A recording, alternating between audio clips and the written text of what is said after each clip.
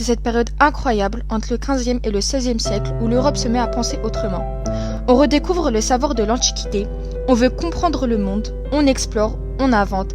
Bref, c'est une explosion d'idées, de curiosité et de génie. Et parmi tous ces esprits brillants, deux hommes vont littéralement changer la face du monde, Johann Gutenberg et Léonard de Vinci. Commençons par Gutenberg. On est vers 1450, en Allemagne. Gutenberg, un orfèvre un peu bricoleur, a une idée qui va tout bouleverser. L'imprimerie à caractère mobile. Avant ça, les livres étaient copiés à la main par des moines. Ça prenait des mois, parfois des années, et un seul exemplaire coûtait une fortune. Mais avec l'imprimerie, tout change. D'un coup, les textes peuvent être produits en centaines d'exemplaires en quelques jours seulement. Le savoir devient accessible à beaucoup plus de gens, les idées circulent, les sciences progressent, les débats religieux explosent. En fait, Gutenberg vient d'inventer la première technologie de l'information de l'histoire. Sans lui, pas de division massive de connaissances et probablement pas de renaissance telle qu'on la connaît. Alors oui, leurs domaines sont différents. Gutenberg, c'est la technique et la diffusion du savoir. Léonard, c'est la créativité et la recherche du progrès.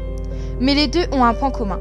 Ils ont ouvert des portes vers un monde plus curieux, plus savant, plus moderne. C'est ça finalement la Renaissance.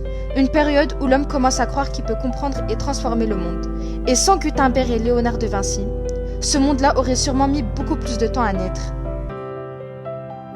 Et puis, il y a Léonard de Vinci. Né en 1452 en Italie, c'est l'incarnation parfaite de l'esprit de la Renaissance. Artiste, scientifique, ingénieur, inventeur, il touche à tout. C'est un curieux insatiable. On le connaît pour ses tableaux mythiques comme la Joconde ou la Seine, mais ce qu'on oublie souvent, c'est qu'il remplissait des carnets entiers de croquis d'inventions. Il imagine des avions, des hélicoptères, des chars de guerre, des robots, des machines hydrauliques. Il observe le corps humain, étudie la nature, la lumière, la mécanique. Léonard, c'est un mélange de science et de poésie. Il ne se contente pas de créer, il veut comprendre pourquoi et comment tout fonctionne.